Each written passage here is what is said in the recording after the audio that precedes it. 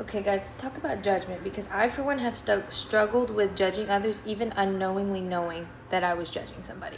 I'm going to use an example of something that I know, which is like the gym, because I had this happen today with somebody I was with. We were doing body weight exercises. This specific person, she can only do body weight for now because we're trying to get her up to where she could use the weights and all that stuff. Anyways, she was watching people walk around the track, okay? And they're walking around the track, and she's like, does that even do you any good? And I said, yeah, walking around the track is a really good cardio, especially if you do it long enough and your heart rate's up, you're burning calories by walking, and as long as you're mixing in with strength training, it's great. And she goes, yeah, but what I'm doing is so much harder than what that guy is doing. She's like, he's just lugging around, right? And I have grace for her because she doesn't understand what she's saying. She's probably going through something inside, right? But I tell her, I said, who are we to judge? They have a different fitness journey than we do. We don't know what they've got, what issues they have going on in their body. We don't know their goal. We just know our goal. Let's just focus on that, right? God gave me a revelation in the shower. Let's go to Matthew chapter 7, verses 3 through 5. Why do you see the speck that is in your brother's eye, but do you not notice the log that is in your own eye? Or how can you say to your brother, let me take the speck out of your eye when there is the log in your own eye? You hypocrite, first take the log out of your own eye, and then you will see clearly to take the speck out of your brother's eye.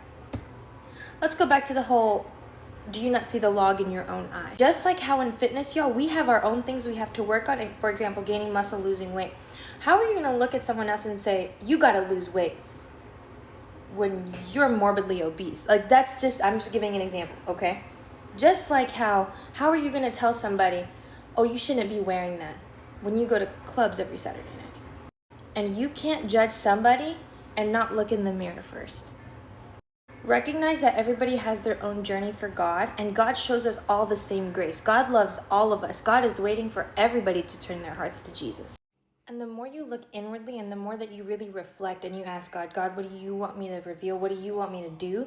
God will actually change your heart to where you're able to love these people that you used to judge before, and you'll want to help them and you'll want to pray for them. So instead of judging, pray for them. Be more like Jesus when it comes to that. Jesus ate with the tax collectors. Jesus never condemned anyone. Big example, the woman who was found guilty of adultery. All the men wanted to stone her. And you know what Jesus did? Jesus asked, has no man condemned you? And she said, no, my Lord. He goes, neither will I. Go and sin no more. Jesus didn't say, oh, you committed adultery. Oh, get out of here. Like, you don't deserve it. I'm going to stone you. No, Jesus said, go and sin no more. Jesus gives all of us that same grace, and we should give others that same grace. Love everybody.